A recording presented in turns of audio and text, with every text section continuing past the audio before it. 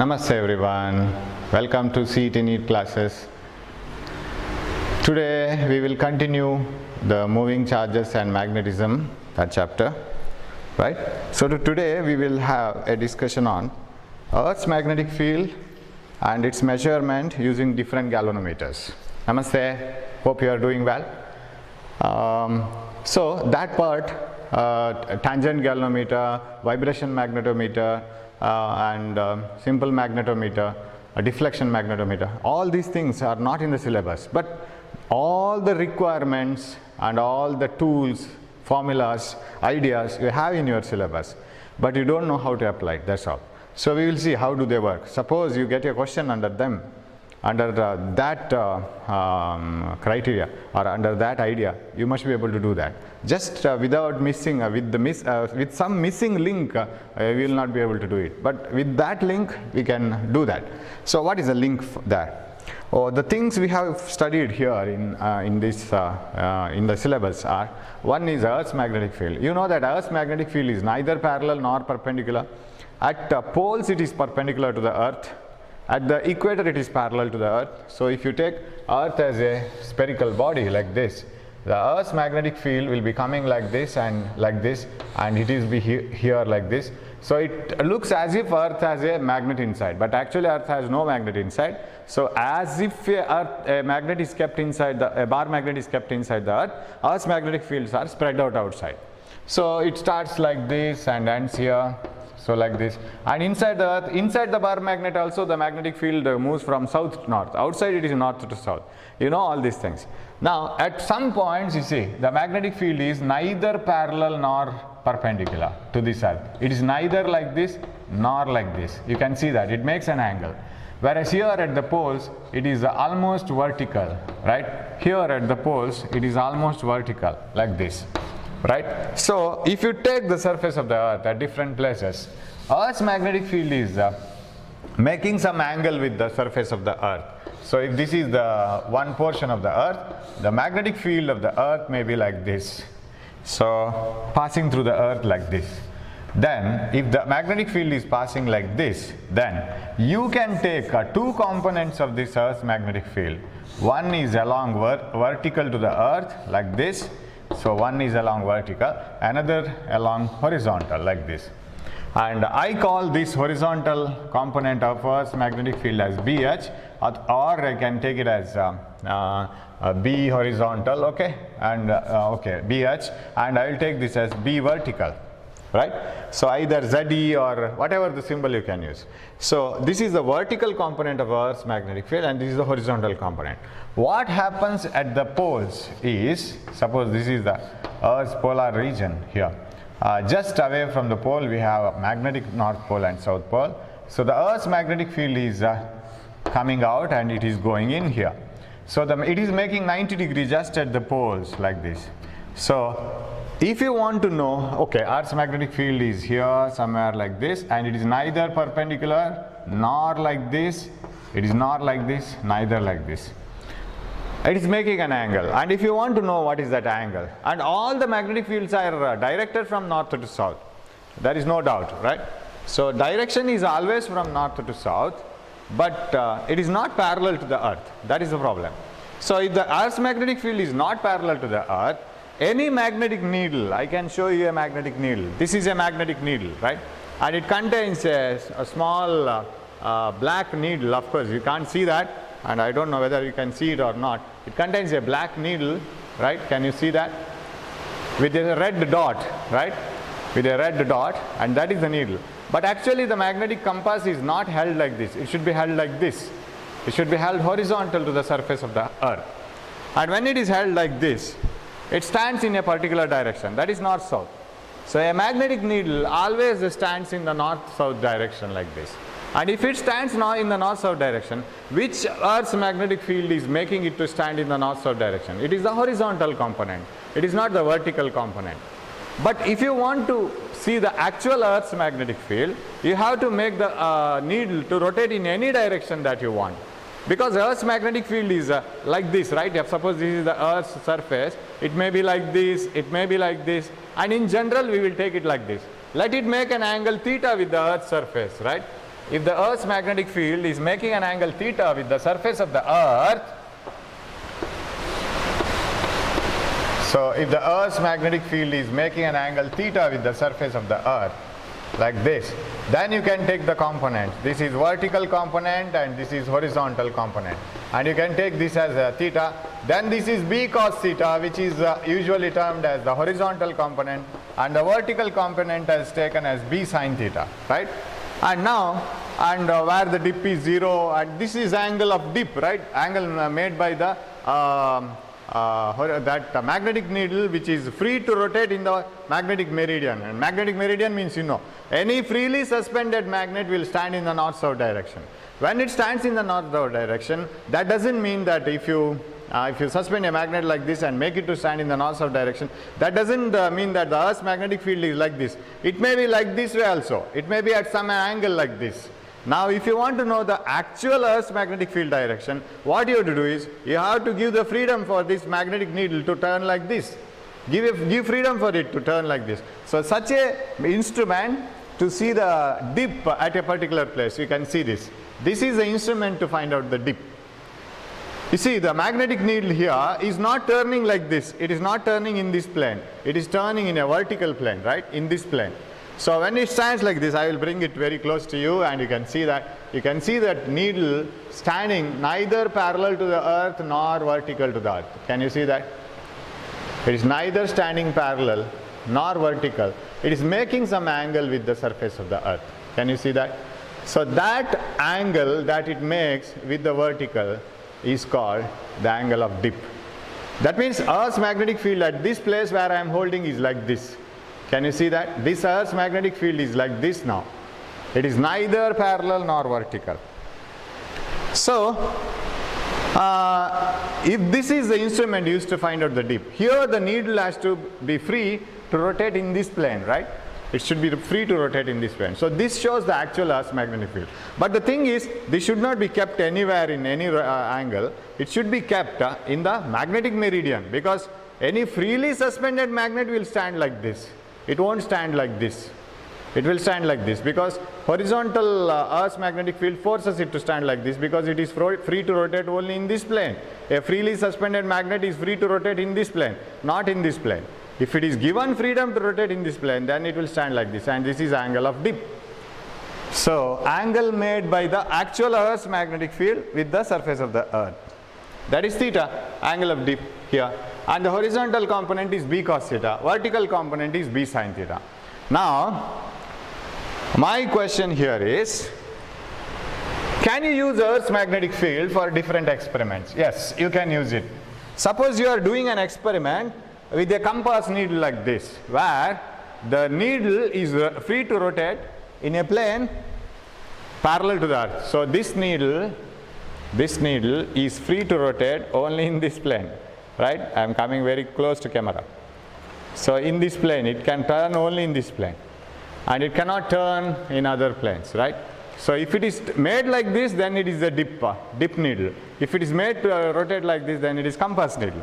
Now this needle stands in the north-south direction. You know it. Now, you can use that Earth's magnetic field to find out the current and many things here. Okay, I will switch on some light. Again, it has started raining. As soon as I start taking the class, it starts raining. I don't know how does it come to know. Okay, I'll switch on some light. Oh, there is no power, I think. Okay, let it be. Right, okay, I will continue. So, Earth's magnetic field makes all the objects which are free to rotate in a horizontal plane to stand in the north-south direction. Now suppose if I have a magnetic field, say I have a magnetic field like this, B1, this is the original magnetic field, say. It already exists. I am not talking about Earth's magnetic field. That magnetic field is already existing, and this magnetic field is making a needle. If I hold a compass here, it makes the needle to stand like this, say. It is making the needle to stand like this. Say the north pole of the needle is here. What I have marked white is the north pole of the needle, like this. Now I will create one more magnetic field. Say I will take a coil, and you know that magnetic field is always produced along the axis of the coil. I will hold the coil like this. The coil will produce a magnetic field like this, B2. What this new magnetic field will do? It will create its own that coil will create its own magnetic field, and because of this new magnetic field, there is a resultant magnetic field. Because magnetic field is a vector quantity, so this is the resultant direction, sorry, this should be the diagonal, and the needle comes to this position now. Needle comes to this position, like this. That means needle has turned through an angle theta. The needle, which was standing in the original magnetic field direction, because of the application of the new magnetic field, it has turned by an angle theta, and this is the deflection of the needle. By how much angle that needle will turn? That depends on how stronger B2 is. If B2 is much stronger than B1, theta will be more than 45, 50, 60 like this. If B2 is lesser than B1, theta will be less than 45. If B2 and B1 are equal, the needle will come in between the two magnetic fields. It will show the resultant magnetic field exactly bisecting the two angles. So now remember, here the two magnetic fields are applied perpendicular to each other, right? So we have a law called tangent law, which is the law which governs the working of tangent galvanometer. So tangent law is very simple. What is this tan theta? Tan theta is nothing but opposite side. So shall I take it as B2, because these opposite sides are equal. Magnitude wise it is same. So B2 divided by adjacent side B1. So the new magnetic field, if you have applied perpendicular to the original one, that new magnetic field is old magnetic field into tan theta. This is how you can remember. So very simple knowledge, very simple idea. Take a magnetic field, apply it in a particular direction, let a needle stand in the original magnetic field. Apply another magnetic field, now the needle turns here.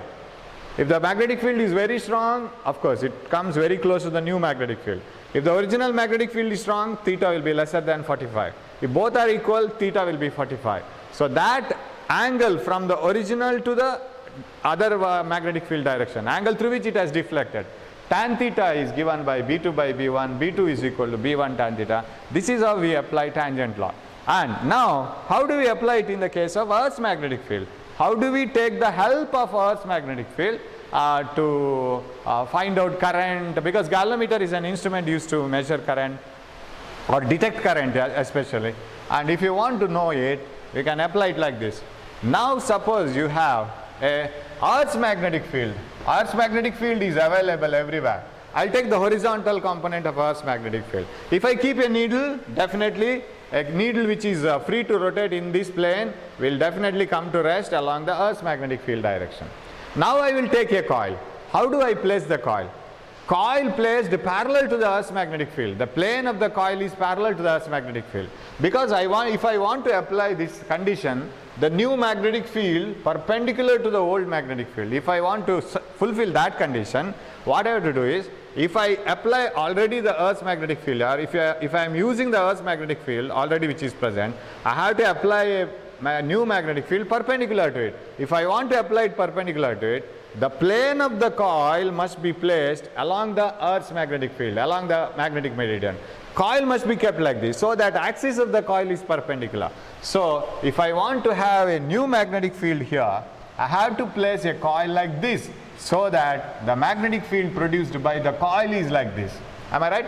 So plane of the coil should be in the magnetic meridian. What do you mean by magnetic meridian? The direction along which Earth's horizontal component of a magnetic field exists.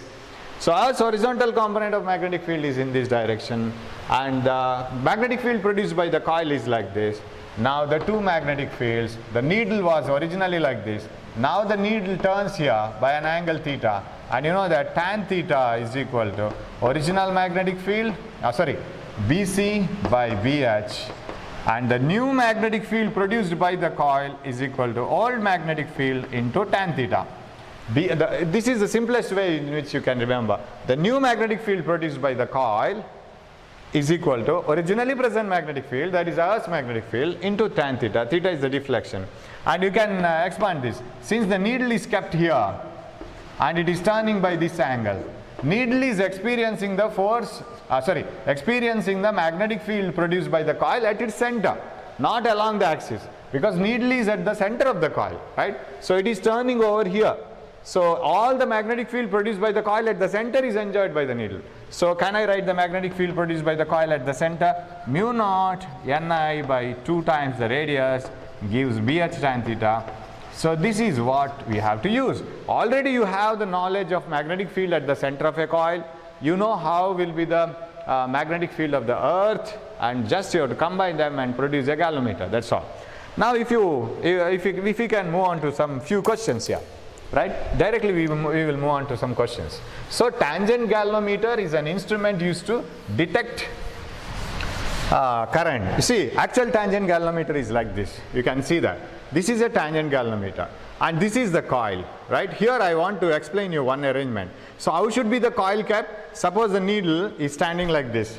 I'll show the needle using this pen. Needle is standing like this. What do you mean by needle standing like this? The meaning is Earth's magnetic field is like this, right? Now, how should I place the coil? Shouldn't place the coil like this, because magnetic field produced by the coil itself is like this. Earth's magnetic field is also like this. No use. They should be perpendicular if you want to apply tangent law. So how should be the coil placed? Coil should be placed along the Earth's magnetic field where the needle stands, right? Suppose the needle is standing like this, then the coil should also be along the needle, so that magnetic field produced by the needle is perpendicular.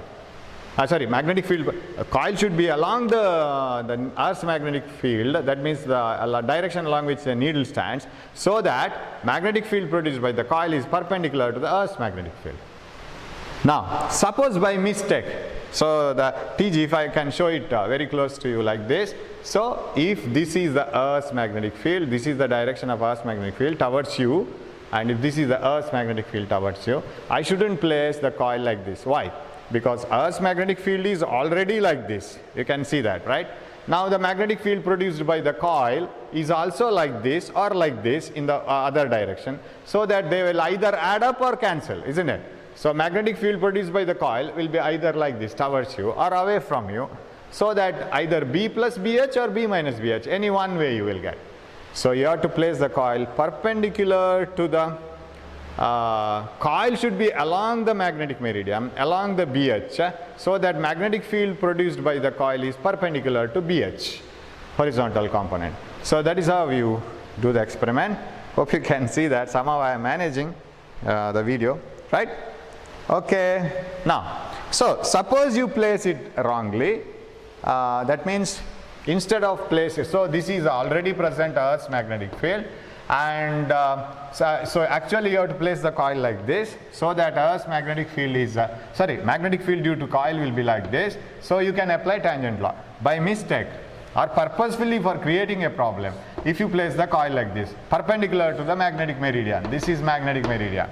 You have placed the coil perpendicular to the magnetic meridian, so that magnetic field produced by the coil also lies along the Earth's magnetic field like this. What will happen? Now the resultant magnetic field is B plus BH, or if it is like this, B minus BH, BC minus BH. Magnetic field produced by the coil is like this, BC minus BH or BH minus BC. So that won't serve the purpose of tangent law. Okay, shall we move on to the few questions? We will carry on with the questions also. Yeah. Here we have the questions. Okay, the first question. At a place, horizontal and vertical component of Earth's magnetic field are so much and so much. The total field of the Earth at the place is. So a very easy question. The Earth's magnetic field is neither horizontal nor vertical. So it will be like this, right? It will be like this, Earth's magnetic field. Then vertical component is like this. It is given by 6 into 10 to the power minus 5 Tesla. And horizontal component parallel to the Earth, BH is equal to how much? It is vertical component is 4.5, vertical component is 4.5 into 10 to the power minus 5 Tesla, and horizontal component is it is in order, right? Horizontal and vertical, right?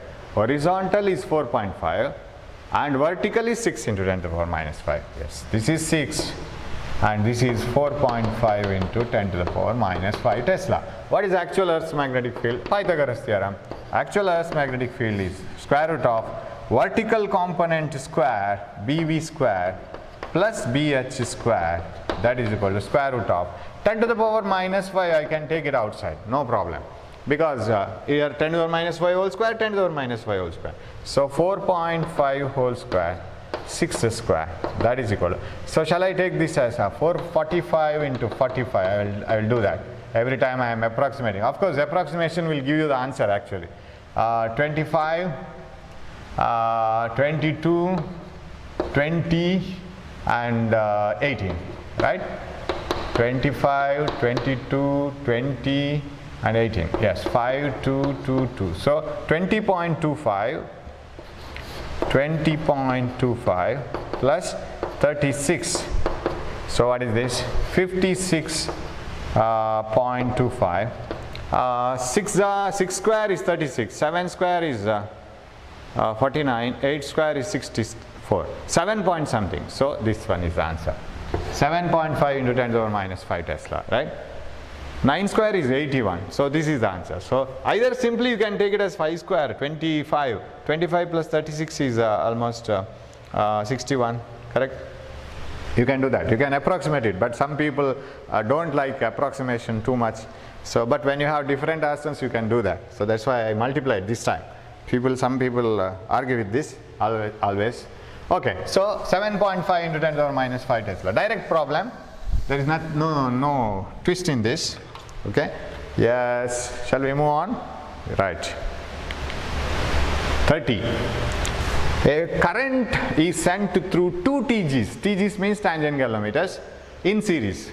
The radius of one of the coils is 3 times the other, and they have the same number of turns. The deflection in the second is 60. What is the deflection in the first? That tan theta process. So now we will recap it again. That is, this is the Earth's magnetic field already present. Any needle should stand like this. Any needle kept made to oscillate in the Earth's magnetic field will stand finally along BH. Now let us apply another magnetic field due to the coil. I will place the coil like this and produce a magnetic field due to the coil, and that will make the needle to turn by an angle theta. So that is in this direction. This is theta by an angle theta here. Then what is tan theta? Tan theta is equal to opposite side, magnetic field due to the coil by BH, or the new magnetic field due to the coil is equal to old magnetic field due to the earth into tan theta. Now what is BC? Mu naught Ni by 2R, where mu naught Ni by 2R is the magnetic field produced by the coil at the center, okay, is equal to BH tan theta. Yes, you see the tangent galvanometer. See, when I remove this compass, and when I remove this compass, the magnetic needle is at the center. You see the coil. This is the central part of the coil. So the needle you have seen, that black needle. When I place it here, exactly that needle stands at the center of the coil. The whole coil, this is the coil, and the number of turns and all the wires are available here. You can connect them. So the whole coil, for the whole coil, this lies at the center. So magnetic field of the coil which is produced at the center is used by the needle. Okay. Now we will stop it here. Now see the problem. There are two TGs connected in series. Sir, why do you connect in series? Because you have to pass current. The coil should produce its own magnetic field, so that it should turn the needle like this. And how much magnetic field the coil will produce, that depends on the current through the coil, like this. Now suppose you connect two tangent galvanometers in series. Definitely current through them should be same, right? Because they are in series, so no question of current. And a current is sent through two TGs in series. The radius of one coil is 3 times the other. Okay, that we will see later. That we will compare. We will remove the unwanted things.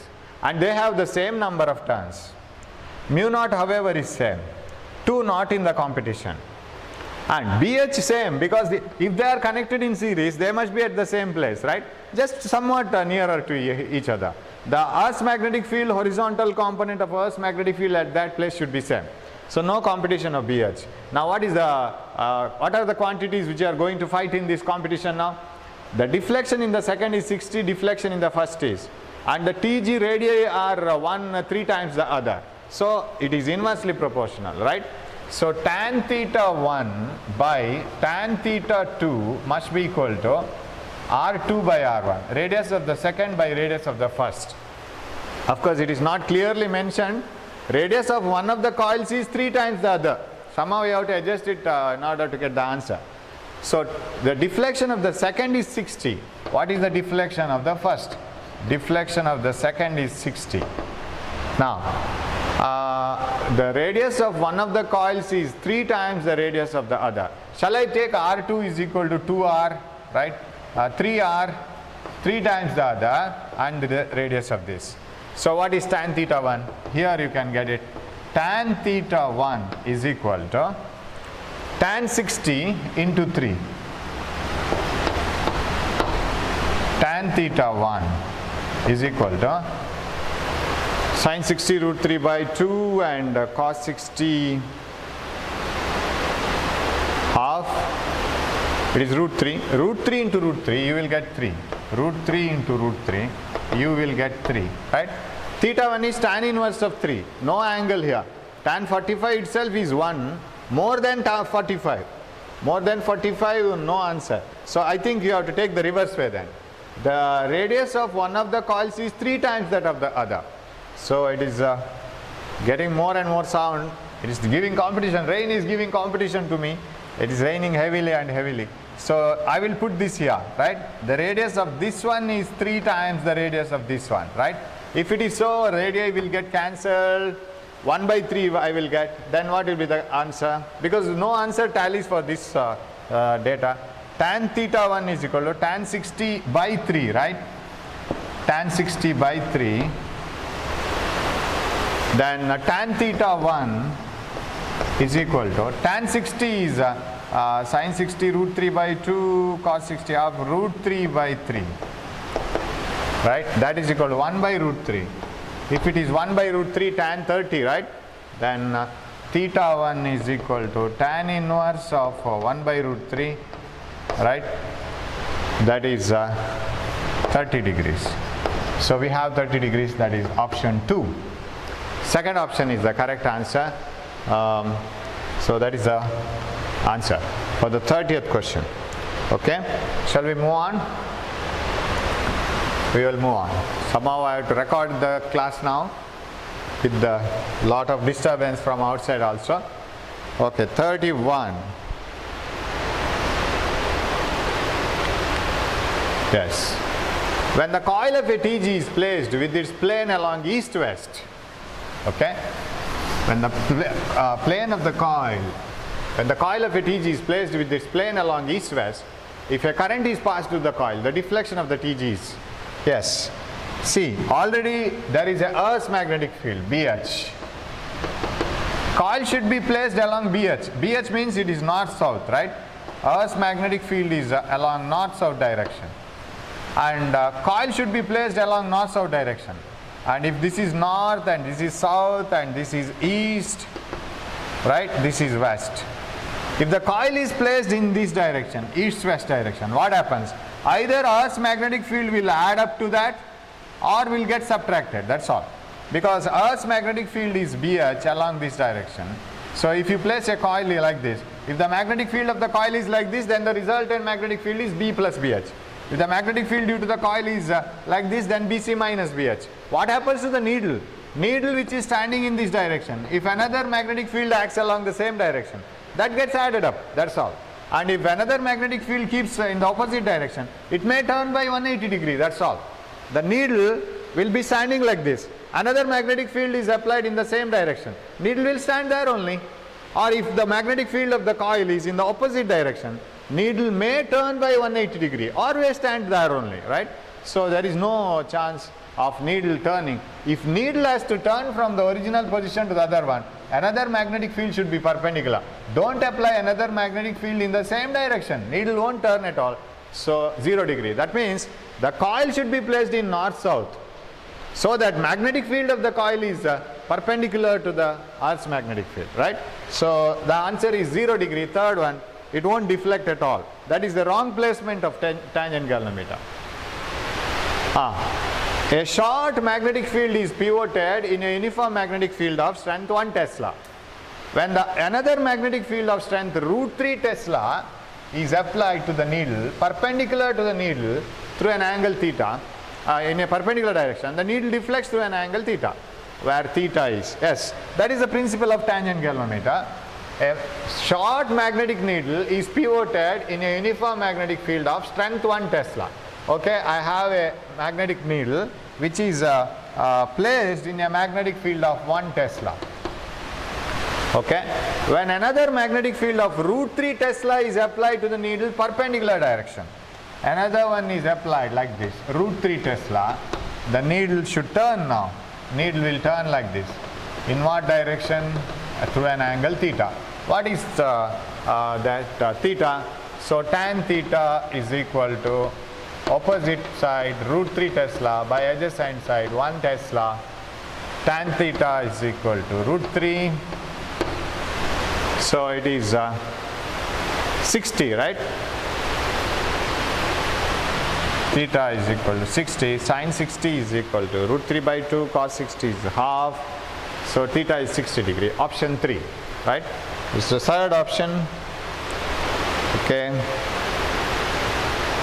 Yeah. A TG gives no deflection when a current is passed through it. On reversing the current, the needle deflects through 180 degree. This shows that. Yes. That is again the same problem connection. A TG, a tangent galvanometer, gives no deflection. That means there is Earth's magnetic field and the needle is standing here. Needle is standing along the Earth's magnetic field. Now you are placing coil not like this. You are placing the coil like this. What happens now? Not in the north-south. The coil is not placed in the north-south direction, BH direction. It is placed perpendicular to the north-south. Now what happens to this? Now the net magnetic field is magnetic field due to the coil plus BH. Will the needle turn? It won't turn. It will stand firmly in this direction. If you reverse the current, what happens to BC? BC changes the direction. The magnetic field which is like this now reverses. Suppose this is very strong. Magnetic field produced by the coil is, if it is very strong, what happens to the needle? Needle may turn and come to this direction if this is very, very strong compared to BH. So what is the problem? Plane of the coil is not parallel to the magnetic meridian, right? It is perpendicular to the magnetic meridian. Wrong. Plane of the coil is parallel to the magnetic meridian. Wrong. It is not, it is a correct alignment actually, but it is not aligned like that. Plane of the coil is making an angle of 45. Wrong. Plane of the coil is perpendicular to the magnetic meridian. That is the third option. Okay, that is a correct one. And shall we move on? Yes. Yeah, here you can answer now. TG is placed with its plane perpendicular to the magnetic meridian. That means it should have been placed parallel to the magnetic meridian like this, so that magnetic field of the coil is like this, but it is placed perpendicular to the magnetic meridian, either like this or like this. So what should be the answer? Either B plus BH or B minus BH. That is the only possible way, the net magnetic field. Okay, shall we move on? 35. Two identical TG coils A and B are connected in parallel. If the deflection of A is 30 degree and in B is 60, the ratio of their resistances is. 1 minute, I will see whether there is power or not.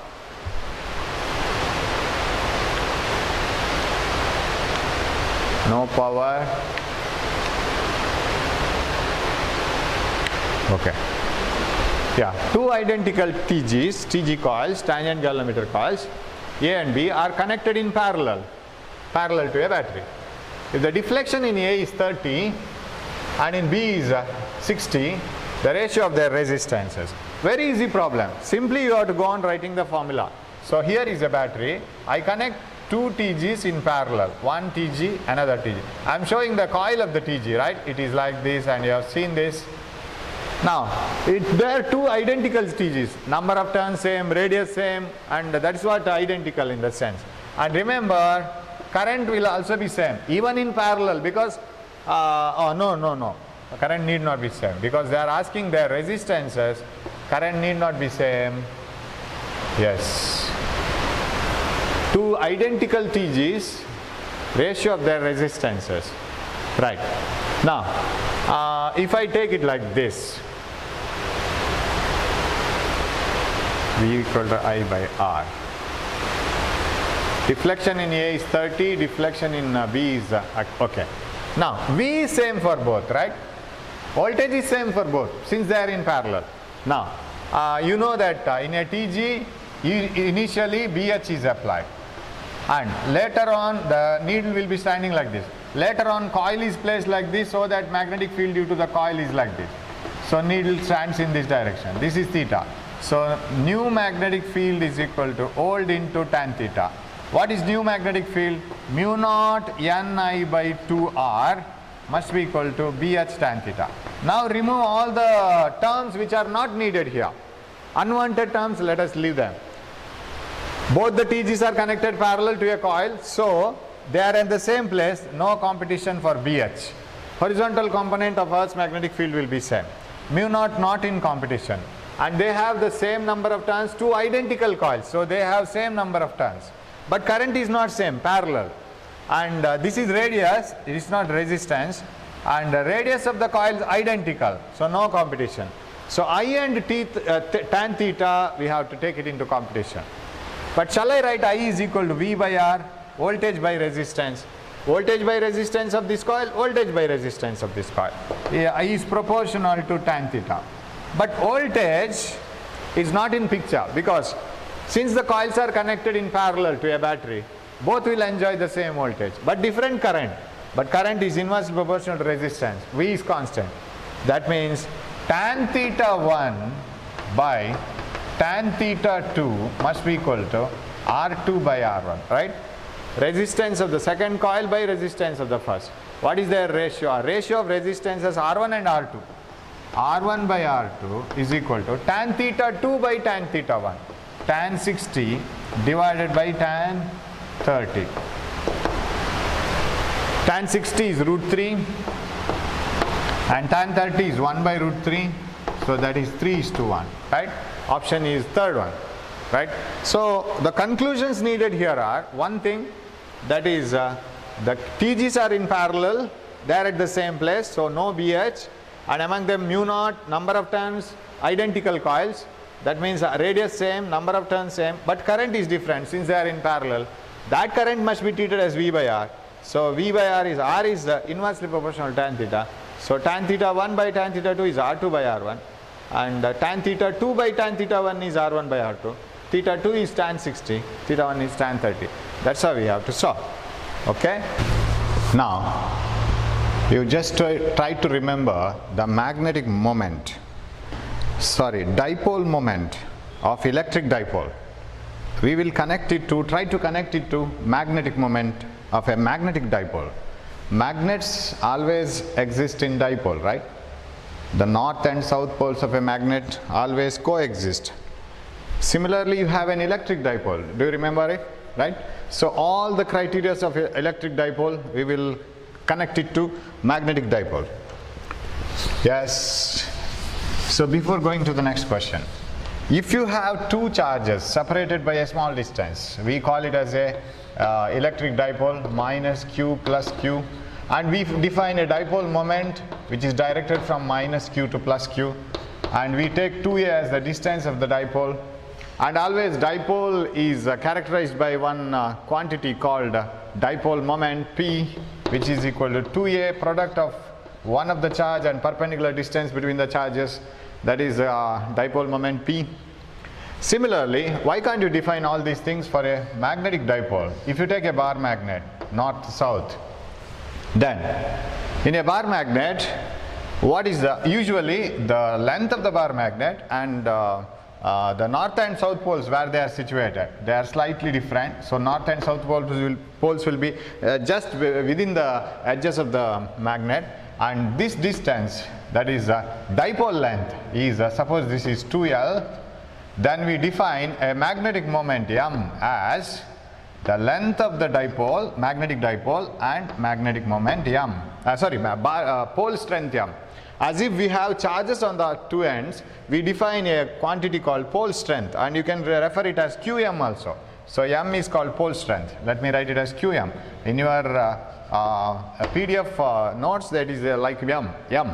It is pole strength, the strength of the poles, magnetic poles of the bar magnet. Now this is called magnetic moment. And you have one more definition for a magnetic moment. Magnetic moment is defined as the product of current and area, right? Suppose you have a charged particle moving in a circular path, Q say. Then or a coil carrying current, for example, that is the best one.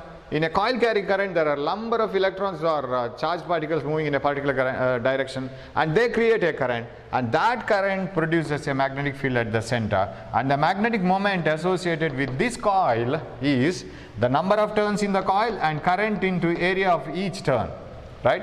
Suppose area is the same for all the turns, number of turns into current into area. So for a single loop of one turn, it is I into A. So that's why the magnetic moment unit is ampere meter square. Current is measured in ampere, area in meter square. So that is magnetic moment, and that magnetic moment, which is current into area of the loop, can also be measured as the length of the dipole of a bar magnet into pole strength. Now if you want to define what is pole strength, Qm is equal to, it is the magnetic moment per unit length, right? 2L by 2L. 2L is the total length of the dipole. So magnetic moment per unit length gives the pole strength. So how do you define this? Magnetic moment is current into area, ampere meter square, length is meter, so it is ampere meter. That is pole strength. Magnetic moment per unit length of a bar magnet is called pole strength. Now coming back here,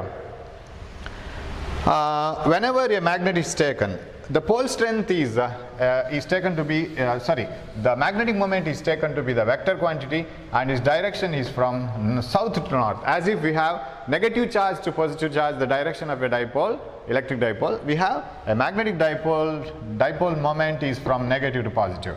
So you can apply all the vector formulas here. For example, if I have two magnets, right, inclined at an angle theta, two magnets south, north, and another magnet south and north, the dipole moment of this is like this, m1, and the dipole moment of this is m2, inclined at an angle theta, then the net dipole moment of the whole system is equal to root of m1 square plus m2 square plus 2m1 m2 cos theta. If you have two vectors inclined at an angle theta, a and b, then the resultant vector r is given by root of a square plus b square plus 2ab cos theta. You know it. The same thing is applied here, root of m1 square plus m2 square plus 2m1 m2 cos theta, where m1 is the magnetic moment of one magnet, another is m2. So this is a very easy factor. So magnetic moment can be measured in two ways. One is the similar to the dipole, electric dipole moment, product of one of the dipole magnetic pole strength, Qm, into the distance between the two poles. Okay. Right. Now this can be reduced into many equations. For example, sir, if both the north poles are like poles are together and if theta is 0, answer is m1 plus m2. You know it. And if north pole of one is clubbed to the south pole of other, that means the two dipoles, if the north pole of here, this one is here and south pole is here, then the dipole moments will be in opposite direction, m1 minus m2. If they are perpendicular, root of m1 square plus m2 square, because this will be cos 90, 0. And all the those shortcut formulas for resultant of two vectors can be applied here. Okay, so regarding this, few questions. And suppose one more thing, very important one. If you have an electric dipole minus q plus q separated by a small distance, since it is very closely related to electric dipole moment and electric dipole strength, field strength and all, I am referring it to magnetic field.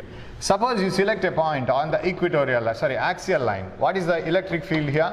Electric field here is 1 by 4 pi epsilon naught. P by 2p by r cube, where r is the distance from the center to the point where we are measuring the strength of the electric field. So electric field due to a dipole at a point on the axial line at a distance r from the center is 1 by 4 pi epsilon naught 2p by r cube. What about the electric field on the equatorial line at a distance r from the center? Electric field at a distance r from the center of a dipole on an equatorial line is E is equal to 1 by 4 pi epsilon naught P by R cube, right? Of course, this is so minus q, if you place a test charge here, minus q will attract, plus q will repel, and this is directed opposite, so minus you have. Because the direction of electric field is opposite to the dipole moment, minus q to plus q is the dipole moment direction, the direction of electric field is here. But what about on the equatorial line? If you place a test charge here, plus q will repel it strongly than minus q. Minus q is far away. So attraction force from minus q is weaker, plus q is stronger. This is a test charge, so it is in this direction, so it is plus only because it is in the direction of dipole moment. Suppose you select a point anywhere randomly on the region of a dipole, minus q to plus q, and if you select a point here, and if this is the equatorial line, and if this line makes an angle theta with the direction of the dipole moment is like this, and this is position vector, and if you want to find out what is the electric field here, you know, 1 by 4 pi epsilon naught P by R cube into root of 3 cos squared theta plus 1. You remember this formula? 1 by 4 pi epsilon naught P by R cube into root of 3 cos squared theta plus 1, where theta is this one, and if this theta is 90, cos 90 is 0, you will get P by R cube, which is this formula, and if theta is 0, cos 0 1, 3 plus 1 4, 2 you will get square root of 4, 2p by R cube. Similarly, for a magnet, if you take the pole strength as Qm and dipole moment as m, you can write a formula for the magnetic field strength due to a bar magnet on the equatorial line and the axial line, provided the bar magnet is very small compared to the distance. Length of the bar magnet is very small. So if you take a bar magnet north and south, and this is equatorial line, okay, and this is axial line, select a point on the axial line at a distance r or d, whatever it is. So magnetic field at this point is mu naught by 4 pi, it is 2m, that is 2 times the magnetic this magnetic field strength or magnetic moment as if we have dipole moment, magnetic moment m by r cube. What about here? Here, magnetic field at a distance r from the center of a bar magnet is mu naught by 4 pi 2m, m divided by r cube. Suppose you select a point which is making an angle theta with the dipole direction. South to north is dipole moment, remember. And again, if you place a small north pole here, not positive charge, north pole, south pole will attract it stronger than the north pole. So north pole repelling like this very weakly, and south pole attracting it very strongly. So the direction is same as this direction, so this is plus. What about here? North pole will repel it strongly, south pole will attract it strongly, because you have to place a small tiny north pole, and the direction of dipole magnetic field is like this, which is opposite to the dipole moment, so this is negative. And another thing is here, the magnetic field here is mu naught by 4 pi m by r cube, suppose this distance is r, root of 3 cos squared theta plus 1. So this is what you can remember. So using this pole strength, we will solve few questions, right? So all these things are available in your PDF, right? What is the next problem? You can remember it and work it out. It is not too much out of syllabus. Yes. 3 bar magnets, each of magnetic moment m, are arranged in the form of an equilateral triangle as shown. The magnetic moment net is, the total magnetic moment is. Now try to reduce the magnetic moment. You have 3 vectors. You don't have a formula which will suddenly give you the answer for the resultant of 3 vectors. You have to reduce by 2 and 2 and 2. You can apply, at once you can apply the resultant magnetic field for 2 vectors. So what we will do here, see, you can take write the magnetic moment direction, south to north, first one, south to north, first one, the second one, last one south to north like this. Now, do they form an equilateral the resultant of a triangle? If 2 vectors can be represented by the 2 sides of a triangle, resultant is given by the third side, that is true, south to north, yes. But the resultant is not 0, because, yeah, they will add up actually. Okay, now let us, all are identical. 3 bar magnets, each of magnetic moment m, and m. Now 3 bar each of magnetic moment m. So they form an equilateral triangle. So this is 60. Now first reduce these two. Then find out the resultant of that one, and the resultant of that one should lie like this, right? Because since they are equal, the resultant must lie like this, correct? Now what is the resultant? Resultant of, so I'll call this as 1, 2 and 3.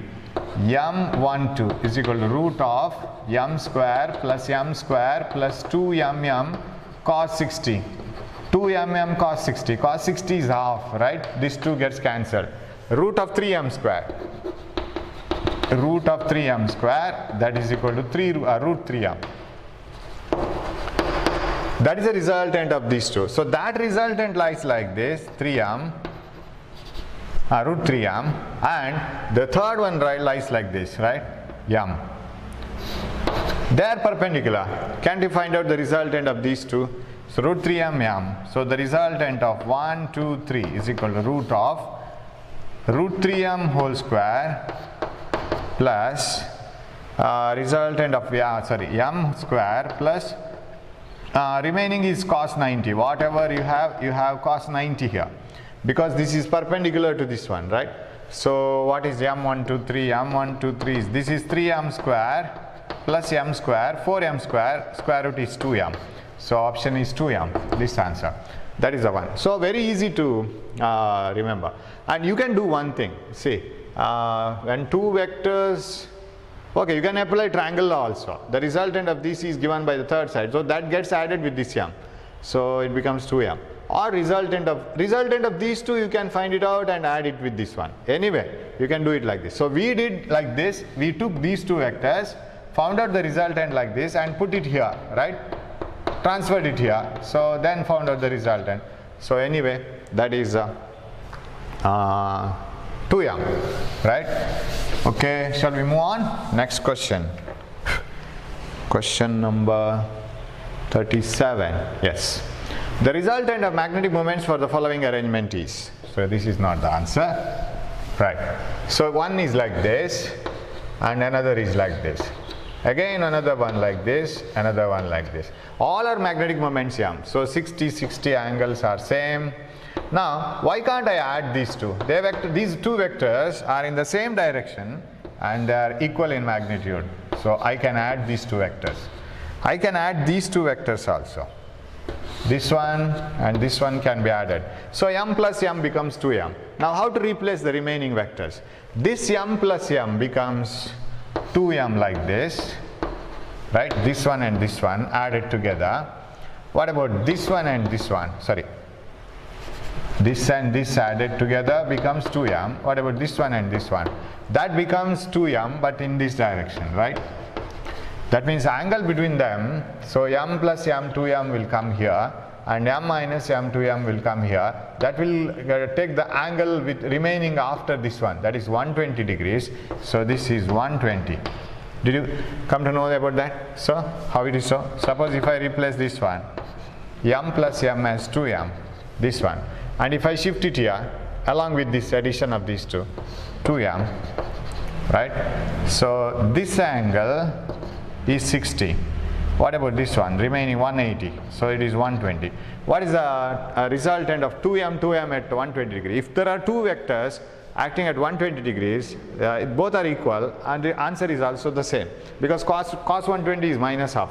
So resultant mr, resultant magnetic moment is root of 2m whole square plus 2ab, 2m cos 120 is minus half, 1 2 gets cancelled, 4m square minus 4m square minus half, cos 120, it is 4m square, square root of 4m square is 2m. So if you have two vectors equal in magnitude, resultant is also same. So resultant must make an angle like this. That is the resultant one. So answer is 2m, option A, right, that one. So just an application of resultant of two vectors, right? If B is the magnetic field produced at the center of a coil carrying current I, then magnetic dipole moment associated with the coil. So they are not asking you magnetic dipole moment in terms of current into area, because you see how many B in picture, radius into picture, so you have to bring that B into the form, right? Magnetic moment M is equal to current into area, you know that. Suppose it is a circular coil at the center. Magnetic moment I is current into, all radius are in the answer, so can I write area as pi r square? Now I is not in the picture. If you want to bring I into the picture, better you introduce the magnetic field at the center. So what is the magnetic field at the center? B is equal to mu naught n, no n in the picture, n1 I will take, mu naught ni by 2r. So what is I? B2r divided by mu naught, that is I. So I'll take small radius. B2r divided by mu naught gives I. So we will substitute it here. M is equal to B2r divided by mu naught gives I into pi r squared. So magnetic moment M is, so just looking into the options you will have to try the different possibilities. 2 pi b r cube divided by mu naught. 2 pi b r cube divided by mu naught. Yes. So a simple problem. Just see the options and try to get whatever the things you need. 39. A current of 3 ampere is flowing in a plane of circular coil of radius 4 centimeter and number of turns 20. Okay, the coil is placed in a uniform magnetic field of 0.5 Tesla. Then the dipole moment, again the same type of problem. Just I into A. You are given current, you are given the radius of the coil, number of turns, yes. Magnetic moment M is equal to current into area of the coil, current into pi r squared, and M is equal to, current is given 3 amperes, pi r squared. And if it is placed in a magnetic field, it will experience torque or that's all, and nothing more help of this magnetic induction, no use. Okay, and if you have more number of turns, each turn will experience a magnetic moment, so n times, so that has to be taken into account, n into pi r squared, so into n, that has to be taken into account. So 20 turns, 3 ampere current, pi r squared. What is radius square? It is 20 turns, radius 4 centimeter, 16 into 10 to the power minus 4, 4 into 10 to the power minus 2 whole square. Okay, approximate answer, I need to have approximate answer now. Which one we will, because we have different answers, 300, 3000, 0.375, okay, 3 3s are 9, shall I take it as 10 almost, yeah, 10, and this is 20 into 16 is 320 into, this is 10 to the power minus 3, right, 320 into 10 to the power minus 3, which will be the best stable answer. Any other 10 to the power I left with? No. Pi r squared is over, and number of turns, no, 10 to the power I, 3 ampere. Yes, 320 into 10 to the power minus 3, that comes to 0.3, right? 0.3. Since I have taken this as 10, it will be more answer. It is not 10 actually, 9 point something. So 320.3, correct? This answer. B, option B. 0.3 ampere meter square, because current into area. Number of turns has no unit. Ampere meter square. Okay, shall we move on? Easy question. 40th one. Yes. 2 short bar magnets of magnetic moments M each are arranged at the opposite corners of a square of side D such that their centers coincide with the corners and their axes are parallel. So 2 bar magnets have to be placed, each of magnetic moment M at the opposite corners of a square of side D such that their centers coincide with the corners and their axes are parallel. Okay, so here is a square and you will have to read it 2 or 3 times so that you will get the required alignment. So this is a square. You have to place 2 magnets, identical magnets of each magnetic moment M at the opposite corners of this square so that their centers coincide with the corners of the square and their axes are parallel, like this. Now whether all the things are satisfied, centers should coincide with the corner of the square and their axes coinciding, parallel. Axis parallel means suppose this is north-south, this should also be south-north, south-north, dipole moment. If the like poles are in the same direction, yes, like poles are in the same direction, yes, yes, no, n, then the magnetic induction at any one of the corners of the square, either this one or this one. So the situation is identical. I'll take this one. Now, for this, what is the net magnetic field here? So what we will do, the magnetic field of the two magnets, shall we add it? Shall we subtract it? Shall we put the vector form root of a square plus b square plus 2ab cos theta? For that we must know the direction of two magnetic fields exactly. For this dipole, for this bar magnet, this point is on the equatorial line, right? This is the equatorial line at a distance, what is the side d. And how will be the direction of magnetic field here? If you place a north pole, because test pole is north pole, as if you have positive charge in the electric field, let us take north pole as a test charge, a test pole.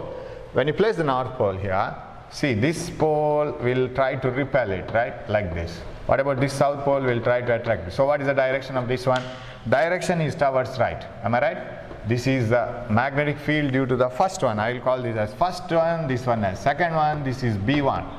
What about for this magnet? It is the axial line, and if you place a north pole here, north pole will repel it strongly than the south pole attracting, because south pole is far away compared to the north pole, so repulsion is stronger. So this is B2.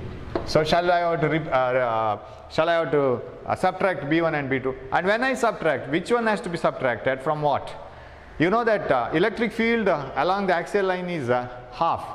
Because it is not 2 times. Along the equatorial line is half. It is not 2 times. Along the axial line it is 2 times. Mu naught by 4 pi, 2m by r cube along the axial line. Along the equatorial line, simply m by r cube. So, so this one B1 is weaker because this is due to this. B2 is stronger. So shall I write it as B2 minus B1? B2 minus B1 is equal to, B2 is along the axial line, mu naught by 4 pi 2m by d cube. For this also distance is d, minus b1, which is due to this one on the equatorial line, minus mu naught by 4 pi m by d cube. And you see this is double, this is single, one will be remaining. So b resultant is equal to mu naught by 4 pi m by d cube. You have that answer, mu naught by 4 pi m by d cube. Yes, that is the answer. M by d cube, that's all, only that much, and no other answer tallies with that. So due to this dipole, if you place a small north pole, this will repel and this will attract like this, and the resultant will lie like this. It is on the equatorial line. Now along the axial line, for this one it is the axial line. So if you place a north pole will repel it strongly than the south pole, so this will be stronger. And out of B1 and B2, this is stronger because on the axial line you get 2m, 2 times 2p by r cube, 2m by d cube. So this minus this is the resultant, m by d cube, option A. Shall we move on? 40. Yeah, that's how it is placed. 41. Yeah, you have 3 magnets of different magnetic moments placed in a different order and find out the net magnetic moment. Right? 3 magnets. Yeah. 3 identical thin bar magnets, each of magnetic moment m are placed along 3 adjacent sides of a regular hexagon. What is the shown in the figure? The resultant magnetic moment of the system is south to north, magnetic moment m. South to north, magnetic moment m, and south to north, magnetic moment m. Now can I find out the resultant of any 2 and find out the net resultant with the third? Then finally that is better. You take these 2. So what is the angle? It is an irregular hexagon, so divide 1, 2, 3, 4, 5, 6 angles, 60 degrees. 360 divided by 6, so this is 60, this is 60. Find out the resultant of these 2 first. This one as well as this one. So I will call this as 1, 2 and 3. So what is the resultant of first 2, 1 and 2? m1 and 2 is equal to root of m square plus 2m cos 60. Cos 60 is off. This one and this one. Resultant of these 2 now. right? This is 2 getting cancelled, that is root 3 m. If it is 120, answer is m. If it is 60, root 3 m. If it is 90, root 2 m. So you should be very quick. Now, where should I place this? And the resultant should make an angle like this, right? Because the parallelogram will come like this and like this. For these two, resultant is here. Now, will this resultant be parallel to this one? Definitely, because this angle will be 30 and 30, and this will be also 30 and 30. So, resultant of this will be parallel to this. So, what is the final resultant? Do you have any other direction? No, isn't it? So 2m, 2m. So shall I shift it to 60? Is it? Oh, it is not 60. It is not 60. It is 120, right? Angle is 120. Very sorry, this is 120. I was writing something else. 120 degree, and that is 120. This is also 120. Very sorry. It is hexagon. It cannot be 60. This should be 120. This should be 120. So what is the angle? Root of m square plus 2 m cos 120, that is cos 120 is minus of root of m square plus 2 m square into minus of 2 gets cancelled, m square plus m square minus m square, only one m square will remain, root of m square, that is m. Yes, yes. The resultant of which is m, not root m. It is m, and that m adds with this m. So final answer is 2m, because this resultant will be definitely parallel to this one. So these two vectors can be added. So resultant magnetic moment is 2m, this answer, right? It is 120 degree, it is hexagon. How can this be 60? It is obtuse, right? So somewhere we are thinking, right, now it is okay. Right, next problem 42. Yeah, a bar magnet of length L and magnetic dipole moment M is bent in the form of a circle of an arc as shown in the figure. The new magnetic dipole moment will be. Yeah, you see the answers. Every answer is in the form m by pi, m by 2 pi and all. Initial magnetic moment is m. So if it has to be m by pi, 2 pi something, somehow you have to bring that pi into picture. And it is bent moreover. When you bend that bar magnet, the dipoles come, the poles come closer, right? So the distance between the poles become less. So that has to be taken into picture, right? Now if I take the total, suppose it is bent into an arc like this. A bar magnet is bent into an arc like this. The arc length is 2L. If I take it as L, yeah.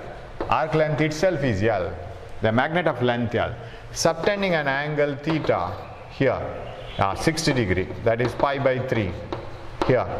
Then, shall I apply L is equal to r theta? So I will take this as r, it is given. I will take this as radius r, right? Arc of a circle of radius r. So shall I combine this? L is equal to r theta, L is equal to r theta, L is equal to r into pi by 3. So I will take this as one equation, because no r is in the picture, no L is in the picture, somehow you have to cancel it, okay? Now, let me join it like this. Let me make it a straight line like this. And I will bisect this angle 60 degree. I will call this as A, B and N. A normal I will draw. Let this be, now I need not approximate this, let this be 90 degrees, right? And if I take it as 90 degree, then this will be 30 degree, half of this angle. So I will bisect it. I will find out what is AN. Sin 30 I will take. Sin 30 is equal to, because I want to find out the new length. New magnetic moment is new length into pole strength, right? Pole strength hasn't changed.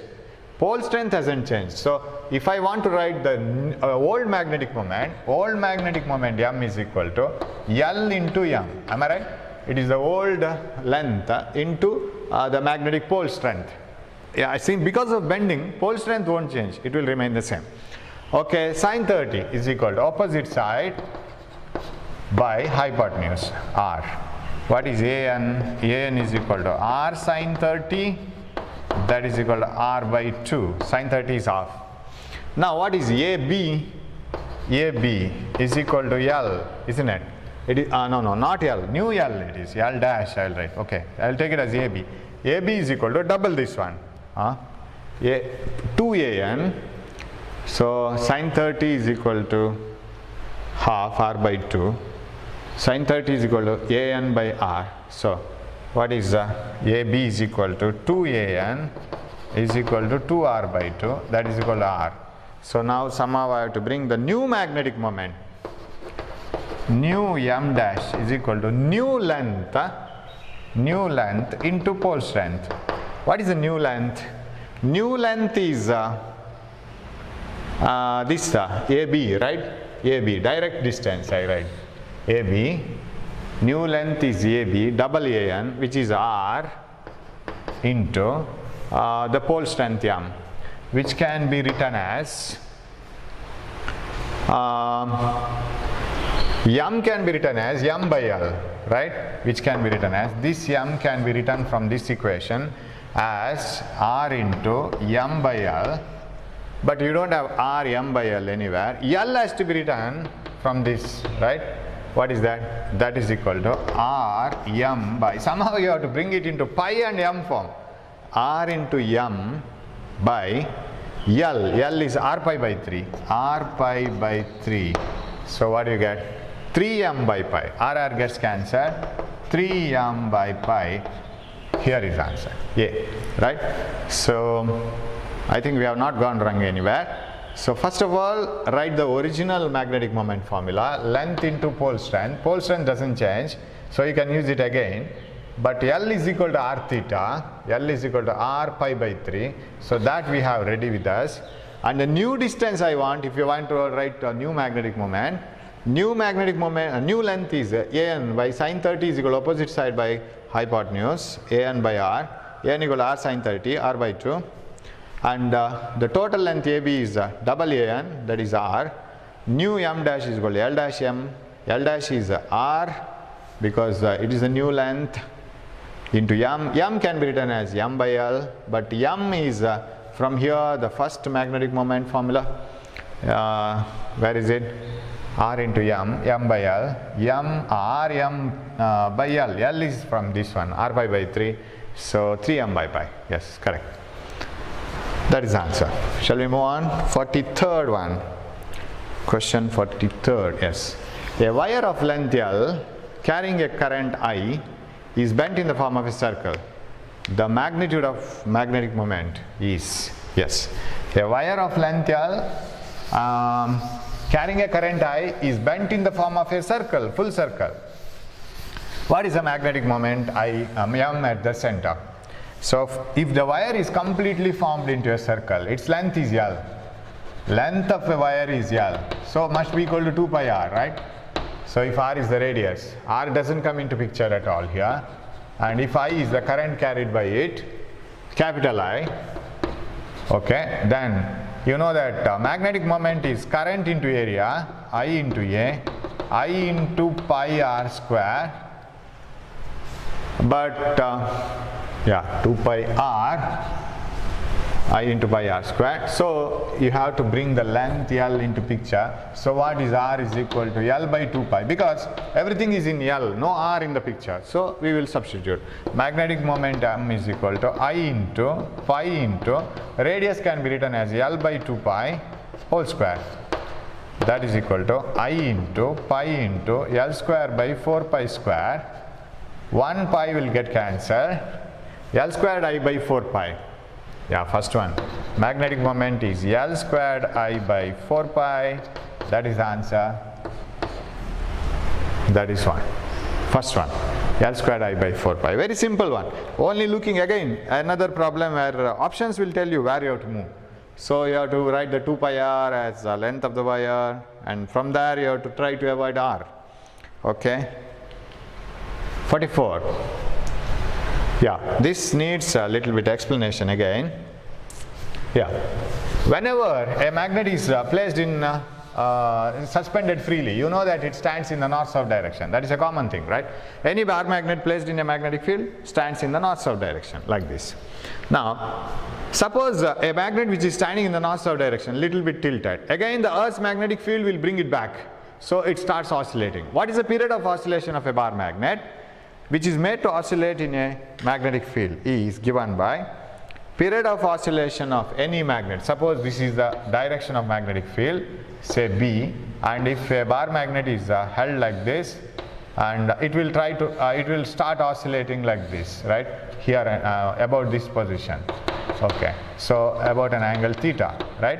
So the period of oscillation of a tiny magnet which is making to and fro oscillations is given by 2 pi into square root of I by mb, where I is moment of inertia of the bar magnet, I is equal to mass of the bar magnet into L square plus B square by 12, right. The bar magnet will be in this shape, and its length and breadth has to be written as L and B.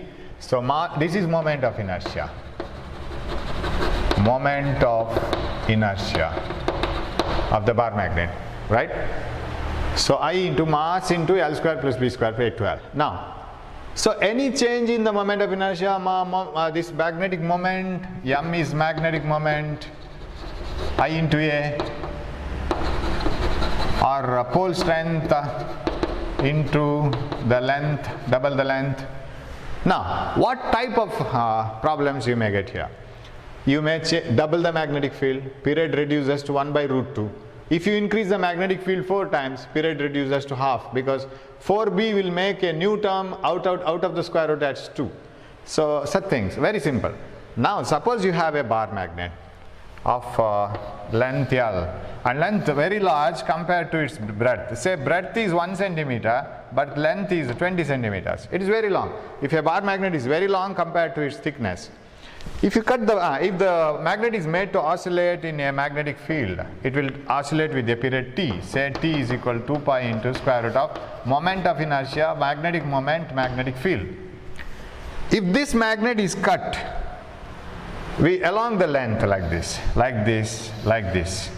If it is cut along the length, suppose the magnet is cut like this along the length. Now what are the changes occurring in this formula? Suppose the magnet is cut into 2 equal halves and made to oscillate again. What is the period of oscillation, right? Common things you can change them. If the magnet is cut into 2 equal halves along the length and again made to oscillate, what will be the period of oscillation of that magnet? That is the question now. So if you want to know it, go into this one, and let us take that this magnet is a magnet whose length is very large compared to the breadth. So I can write moment of inertia is equal to mass into almost L square by B square.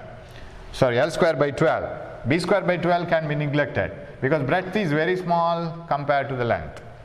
So when I cut it like this, out of moment of inertia, this part doesn't change because length remains the same when I cut it like this.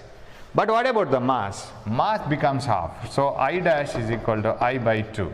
So this becomes by 2. Then what about magnetic moment? Magnetic moment is, you see, pole strength into length, right? Since the magnet is cut into 2 halves, definitely its pole strength will reduce to by 2, right? Because you will have only half piece of the magnet with you. So pole strength will reduce to half. So that is why if m becomes m by 2, magnetic moment becomes m by 2. M dash will be m by 2. Followed? So out of this formula, 2 pi doesn't change. Same magnetic field is used to oscillate the magnet. Moment of inertia will remain the same because of L square, because length will not change, but mass will become half, so I becomes I by 2, and in this the pole strength will be reduced, length doesn't change, so m by 2. So if I becomes I by 2, m becomes m by 2, they get cancelled, so no change in the period, t remains same. So if a magnet is cut along the length into any number of pieces, it may not be 2 only, any number of pieces. As you make it n pieces, mass becomes mass by n, and moment of inertia because of pole strength decreasing n times, m becomes m by n. Both became m by n. One is in the numerator, another is in the denominator. So no problem, no change, period remains same. Suppose it is cut along the breadth, perpendicular to the length like this, n pieces.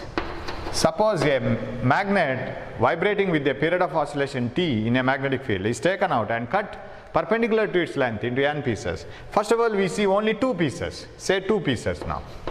Then we will extend it to n pieces. If it is made into 2 pieces, pole strength doesn't change. Because you have at the poles, you have the same strength. Pole strength doesn't change. That means m doesn't change.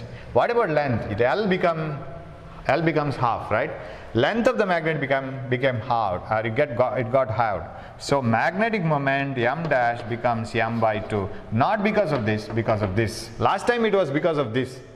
Pole strength has reduced when you cut it along the length. Now we are not cutting the poles, you are cutting it into 2 halves so that you will get equal strength poles, but they have been shortened, so L has become half, m by 2.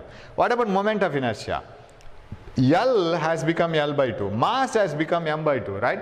The whole mass of the magnet has reduced to half, and L also reduced to half. So what is the new moment of inertia? New moment of inertia has become m by 2, one term. So this m by 2 and L by 2, that becomes L by 2 becomes L by 4. So 1 by 8 times, right? This is L by 2 whole square, L square by 4, m by 2. So, or I will write the formula.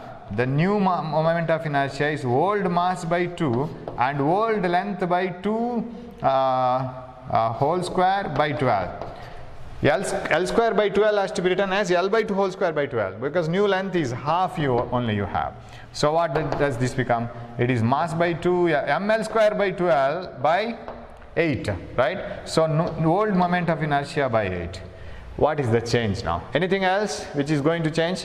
Mass reduced to reduced to half, L reduced to half, L squared by 4, m by 2, L by moment of inertia by 8. So if you substitute in this formula, what you will get? The new period of oscillation is 2 pi into square root of I is I by 8 by the magnetic moment. What about magnetic moment? M by 2, and magnetic field is same. So this 8 comes to the denominator, 2 goes to the numerator, so you have by 4, so T dash is equal to by 2 one extra, right? So this will be equal to, or I will write a formula once. T dash is equal to 2 pi into square root of I by 8. New moment of inertia is 1 by 8 of the previous value, m by 2 and b. So this is 1 by 4, so you will have 1 by 2 outside the square root extra, T dash is equal to T by 2. And if we make it into n halves, if a magnet is cut perpendicular to the length into n halves, then, and again made to oscillate in the same original magnetic field, new period of oscillation is T by n. That's all. So shall we move on to the next problem? Right? Next problem is 45th one. Yes. A short bar magnet oscillates in an oscillation magnetometer. That is called magnetometer, right? Vibration magnetometer with a time period of 0.1 second, where the Earth's horizontal magnetic field is 24 microtesla. Okay, we are using Earth's magnetic field to vibrate it. So there is Earth's magnetic field in a particular direction, and we are just tilting it and like this and make it to oscillate like this. So it is oscillating like this. Now what else? An upward current of 18 ampere is established in a vertical wire placed 20 centimeter east in the magnet. Find the new time period. Did you follow that second sentence? What it is? Please read it. What is the second sentence? A short magnet oscillates. Now again rain, competition between me and rain has started. It has started raining again. A short magnet oscillates in an oscillation magnetometer with a time period of 0.1 seconds, where the Earth's horizontal magnetic field is 24 microtesla. Now we will write, this is north, this is south, and this is east towards right, and this is west, right? Now there is a magnetic field, Earth's magnetic field BH, like this, right, towards north, BH. What is its value? It is 24 microtesla. That is BH. What else next? And Earth's magnetic field is not 24 microtesla. There is a BH magnetometer with a time period of 0.1 microtesla, where the Earth, okay, 24 microtesla, right. And upward current of 18 ampere is established in a vertical wire You have to place a vertical wire. How do you place a vertical wire? If you are writing all these things in your paper, how do you place the vertical wire? Is it not like this, right? Perpendicular to the board. A vertical wire situated an upward current means like this, right? It should be towards you. If you are looking into the paper, it should be coming towards you. An upward current of 8 ampere is established in a vertical wire placed at 20 centimeter towards east. Yes, 20 centimeter towards east. Did you follow this? So following this sentence and converting it into a pictorial form is a very tough task now. Towards east, here is a wire placed vertical to the paper. An upward current of 18 ampere is established in a vertical wire placed at 20 centimeter east. Okay. Okay. So 18 ampere current is passing through this. Upward current coming out. If it is coming out, what happens is, now what is the new time period? Now in the whole problem, you know, time period of oscillation of a bar magnet is 2 pi into square root of I by mb. We are not changing the magnet. 2 pi is a constant. We are not changing the magnetic moment. No moment of inertia change. Only B we are changing. Initially it is only Earth's horizontal component of magnetic field. Next time it is one more magnetic field due to a vertical wire. Vertical wire to the plane like this, carrying a current of 18 ampere outwards. So clasp the right hand, clasp the conductor with right hand such that the thumb shows the direction of current. Remaining fingers will show the direction of magnetic field, because I want to know what type of magnetic field is created here. So it is a magnetic field which is downwards, right? Acting downwards, it is created here. So shall I write this direction as like this? This is a magnetic field due to the wire. And what will happen to this net magnetic field once you pass current through a vertical wire like this? A vertical wire carrying current outwards, upwards. An upward current of 18 amperes established in a vertical wire. So magnetic field will be cancelled here. Cancelled in the sense it is subtracted. It may not be equal, exactly equal. First of all, we will find out what is the magnetic field due to this wire coming, taking current outside. Magnetic field due to wire is equal to, you know, mu naught by 4 pi. It's a very long wire. I by d. 2I by d. At a point very close to it, right? Magnetic field due to a current carrying wire at a point very close to it near the center is mu naught by 4 pi 2I by d. That is equal to 10 to the power minus 7. Mu naught is 4 pi into 10 to the power minus 7 by 4 pi 10 to the power minus 7. 2 times 18 amperes divided by distance. Distance is 20 centimeters. It is given. Oh, again it is raining heavily. I have to stop it in between. 20 centi. When it is 20 centi, yeah, what is the answer? 2, 10 times, and remaining is 18 into 10 to the power minus 1, 10 to the power minus 6 Tesla. 18 micro Tesla.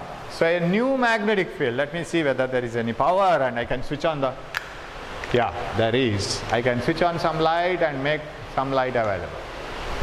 Just wait for a minute.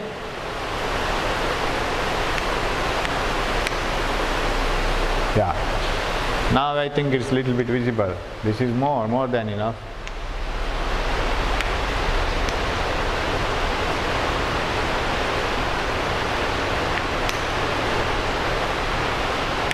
Yeah, I think you can see now a little bit. Yes. So 18 into 10 to the power minus 6 Tesla of magnetic field comes down. That is due to wire. I hope you have followed that sentence. You are keeping an additional wire very close to the the position of the needle, and it creates a magnetic field downwards. And the quarrel is between period and magnetic field. So shall I write T1 by T2 is equal to square root of B2 by B1, because it is inversely proportional to square root of B. Now a short magnet oscillates in an oscillation magnetometer with a time period of, so here when this wire was not present, it was vibrating alone with the Earth's magnetic field of 24 microtesla and the period of oscillation is 0.1 second. So that implies 0.1 second by something is equal to square root of here 24 microtesla. Am I right? Now when you introduce a wire, it produces a magnetic field downwards which is of 18 microtesla. So what is the next net magnetic field? 24 minus 18, that is 6 microtesla, correct? So 6 microtesla should produce how much period of oscillation, because the net magnetic field has changed. So this is 4 times, and this is 2 square root of 4 comes here, t goes here, t is equal to 0.2 seconds, and what is the answer? EA, right? That is the answer. So following this sentence, you see how is the situation? Vertical current coming out of the wire, vertical wire producing a magnetic field. A small mistake will will give you wrong answer. Suppose you think that the current is like this, it will add up with BH and the whole thing will change, right? So very beautiful problem. Okay, we will go move forward, right? 46th one.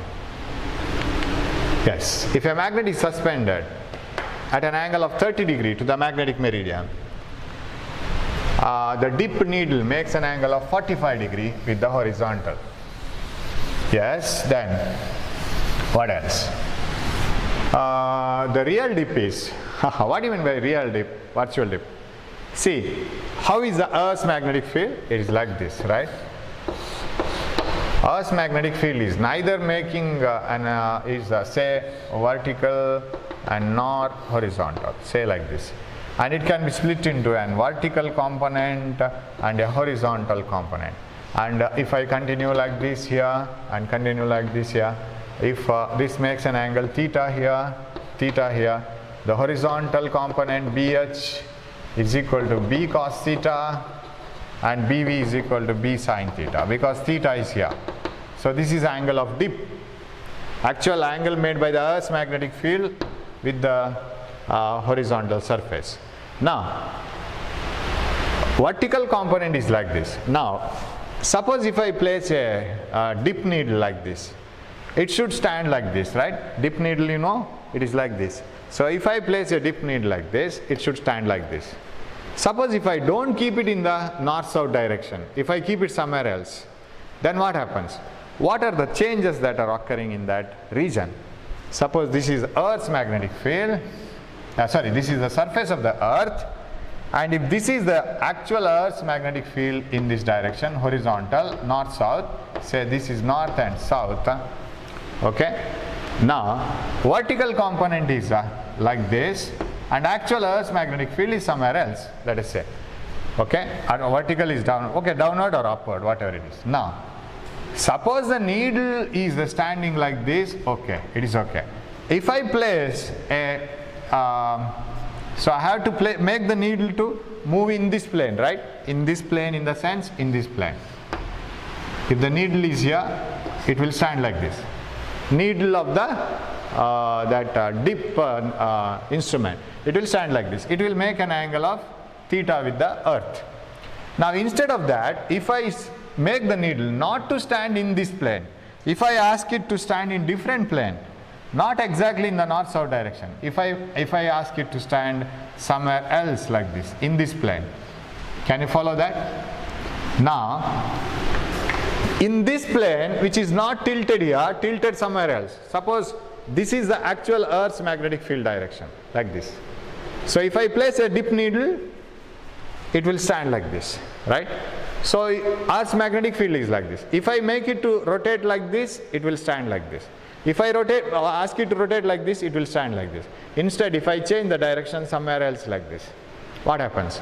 Now this needle is not in the BH direction, actual Earth's magnetic field horizontal direction. It is somewhere else, right? So which magnetic field it is using? Not exactly BH, some other direction of BH, but vertical no problem. Wherever you go, vertical direction doesn't change. It is the same vertical Earth's magnetic field. So I will call this as vertical component of Earth's magnetic field, and this is the actual Earth's magnetic field. What I am writing here, I will use the yellow chalk. This is the actual horizontal component. This is the plane in which that dip needle will be turning, and this is actual Earth's magnetic field. Instead, if I turn this plane somewhere else, where is the red chalk? Yeah.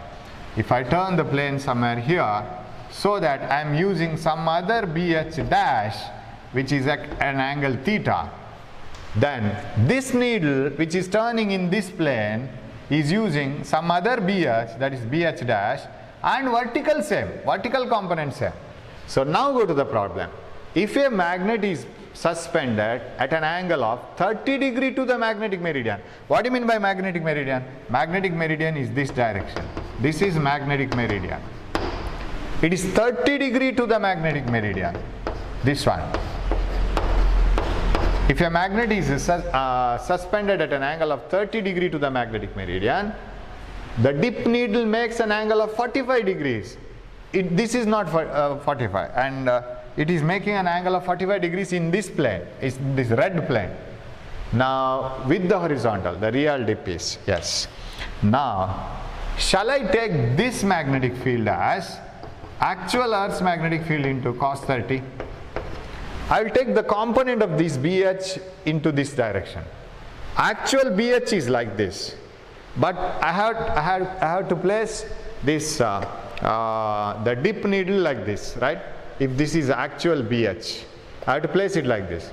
And if I turn it like this, it is not using BH, it is using something else like this. And that magnetic field which is used by this, which is not this one, is BH cos something. And they say that they are moving by an angle of how much? Instead of moving in the actual Earth's magnetic field, they are moving in some other direction. That is an angle of 30 degree. If a magnet is suspended at an angle of 30 degree to the magnetic meridian, the dip needle makes an angle of 45 degrees. So shall I draw this red diagram, red plane again like this, right? This is Earth's surface here. This is the magnetic field which is BH cos 30 actually. BH is somewhere else here, BH cos 30, and vertical component is same. Now in this plane, needle makes an angle of how much? They say 45 degree to the magnetic, makes an angle of 45 degree with the horizontal surface of the Earth. This is the surface of the Earth. I think you can guess it now, right? This is the surface of the Earth. Now it is not in BH, it is at some other angle, that is BH cos 30. Now can I say that this is BV, vertical component, this is BV, opposite side. So write tan theta formula here. Tan 45 is equal to opposite side BV divided by adjacent side BH cos 30. Okay. Now what is actually the dip? Actual dip is this theta, what I have marked here, yellow marking. Actual BH and actual BV, how much they are inclined. So actual tan theta is equal to BV by BH. You should be along the Earth's magnetic field, and vertical component is like this, and the needle makes an angle theta with the direction of actual Earth's magnetic field. So if I get BV by BH, that is actual tan theta. Theta is angle of dip. Now how to get that tan theta from this? Just get BV by BH. So what is BV by BH? Tan 45 degrees 1, cos 30 I will bring it here. 1 into cos 30 is equal to BV by BH. What is cos 30? Sin 30 is half root 3 by 2 and 1 by root 3. That is BV by BH. Now substitute that BV by BH here. What you will get? 1 by tan theta is 1 by root 3. So what is theta? Tan inverse of 1 by root 3. Where did we go wrong? Tan 45 degrees 1, and this is on. Cos 30, what is cos 30? What did I write? Cos 30 is root 3 by 2, right? Cos 30 is root 3 by 2, so very silly mistake, root 3 by 2, tan inverse of root 3 by 2.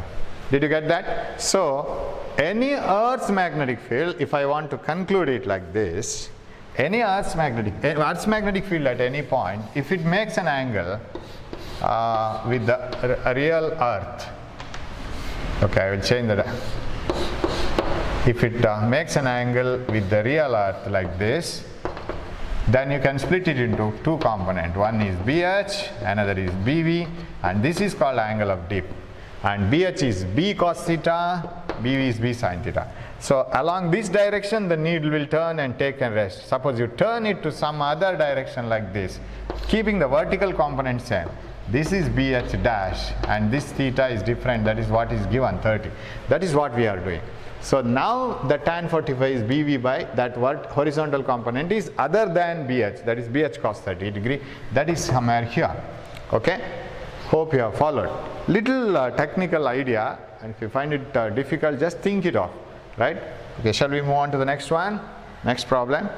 Yes, 47. Yeah, the period of oscillation of a magnetic needle in a magnetic field is 1 second. If the length of the needle is half, by cutting it, then the period will be, yes, length of the magnetic needle is hard. By cutting it, length hard means it is done like this. You have to cut it here. When you cut it along the length, perpendicular to the length, T dash is equal to T by N, and it is, original time is T into 2 halves, right, is halved, so 2 pieces, so it is 1 second by 0.5 second, right, only this much. Very easy question, because once you know the theory, it is nothing in this problem. Okay, shall we move on to the next one? Yeah, a magnet oscillating in a horizontal plane has a time period of 2 seconds at a place where the angle of dip is 30. Yes, angle of dip is 30, then what is the horizontal component? Right, Earth's magnetic field, actual Earth's magnetic field like this, and you can take horizontal component and you can take vertical component, and this is okay, this is the angle theta, this is BH, B cos theta, and this is BV is equal to B sin theta. Now if you place a compass and ask the galvanometer, the needle to oscillate, it oscillates according to BH, right, because it has no freedom to turn, it has a freedom to turn like this, it has no freedom to turn like this, so vertical component is helpless, so it is turning like this, it is making an oscillation like this. Now a magnet oscillating in a horizontal plane has a time period of 2 seconds at a place where the angle of dip is 30. The place where dip is 30, the component is B cos 30. The period is 3 seconds, and another place where the dip is 60. The ratio of resultant magnetic fields at the two places. Yes, what is that? They are the different places. That's what they say. B is different. Okay. Now period of oscillation is 2 pi into square root of I by MB, and you know that it is the same magnet. Place is different, and B is different. So T is inversely proportional to square root of B. So shall I write T1 by T2 is equal to square root of B2 by B1. That implies T1, first period of oscillation, 2 seconds at a place where equal to square root of, at a place where the angle of dip is 30. So if angle of dip is 30, which component is making the needle to oscillate? It is B1 cos 30, right? Because BH is there, it is B1. B1 cos 30. What about here? And takes a time of 3 seconds at a place where the angle of dip is 60. The place where angle of dip is 60, the horizontal one which is making it to oscillate is B2 cos 60. Okay, what is B2 by B1 ratio? That's what their question is, right? Ratio of magnetic fields, resultant B1 by B2 I want. Okay, I will find out B2 by B1 first. 2 by 3 is equal to root of B2 by B1 into cos 60 degrees of cos 30 is root 3 by 2, and if I square it, what I will get? If I square it, this becomes 4 by 9, right? And B2 by B1 will remain as it is, and root 3 will come here because it won't become 3 because I have squared this one. This root 3 remains there only. What is B1 by B2? 9 by 4 root 3. Yes, here it is the answer. 9 by 4 root 3. So you are selecting two different places where the dips are different, horizontal component itself is different, So write the horizontal components which are making the needle to oscillate, because you know, if I place a needle like this, actual Earth's magnetic field may be making it to oscillate, but if I place it like this, only the horizontal component will make it to oscillate, because it has no freedom to oscillate like this. It has freedom to oscillate only like this. Hope you can follow it, because every time I am doing some Bharatanatyam and I don't know whether you are following it or not, right? I am trying my level best. Okay, option is B. The time period of oscillation of a magnet in a vibration magnetometer is 1.5 seconds. Okay, right? Then the time period of oscillation of another magnet similar in size and shape and mass, but having 1/4 of the magnetic moment than that of the first one. This is very simple. 2 pi into square root of I by mb. Same period of oscillation of another magnet similar in size, shape, mass.